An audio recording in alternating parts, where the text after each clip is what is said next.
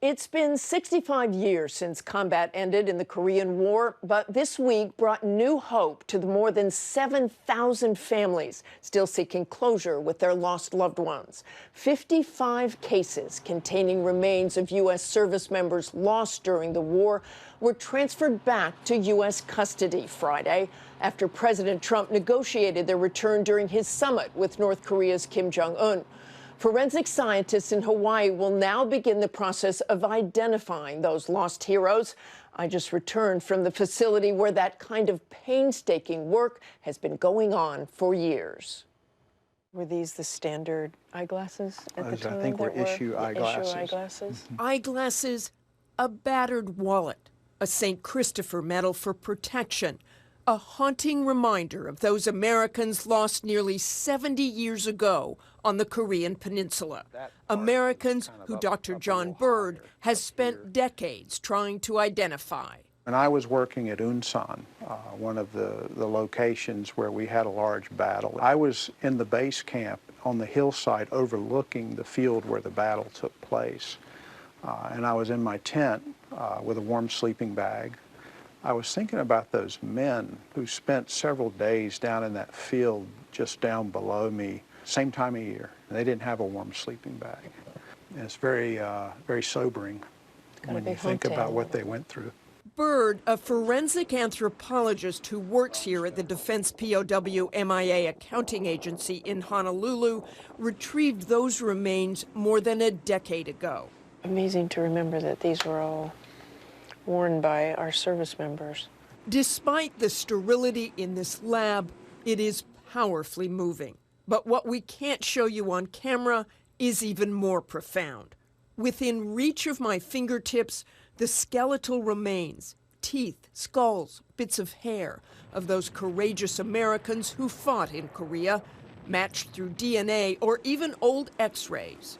We have to take it as a giant three-dimensional puzzle. We're getting close to have identified 500 now. We're doing very well, but we've got a long ways to go. It is sobering but rewarding work. When you have family members and they talk to us about what it meant to them when we were able to succeed in making an ID, it's an extremely rewarding feeling in a way that you don't get in science very often. When Dr. Bird and the others are able to identify a service member, the family will come to this room, just yards from the lab.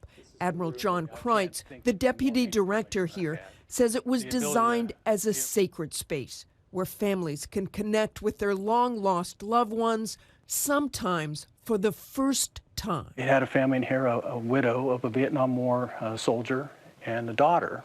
They were spending some time in the viewing room, and the daughter said, "We're doing great, but we need some more time because this is the first time I've ever met my father." You know, he went off to war 6 months before she was born, and it was the first time she'd ever seen her dad. And you go, giving her that closure was so special. A feeling for which Diana Brown Sanfilippo is still waiting. She was just 4 when her father, a pilot, was sent to Korea. My dear little Diana, hi, Pugnose. Say, what's this I hear about you finding a snake? Months later, on a reconnaissance mission, his plane was shot down. Today, the thought that one of those cases just brought out of North Korea could contain her father's remains chokes her up. Takes my breath away to think about it. Diana has tried to stay connected to her father all these years, becoming a pilot herself, even getting the chance to fly the same kind of plane, a P-51 Mustang, in which her father was lost. Flying that aircraft the same aircraft that he flew, gave me the ultimate connection to him. It makes me emotional just thinking about it. Diana guards her heart until the remains are identified, but there is always hope for her and for thousands of families still waiting. And we hope they all get resolution. That's all for us today. Thanks for sharing part of your Sunday with us. Check out World News Tonight and have a great day.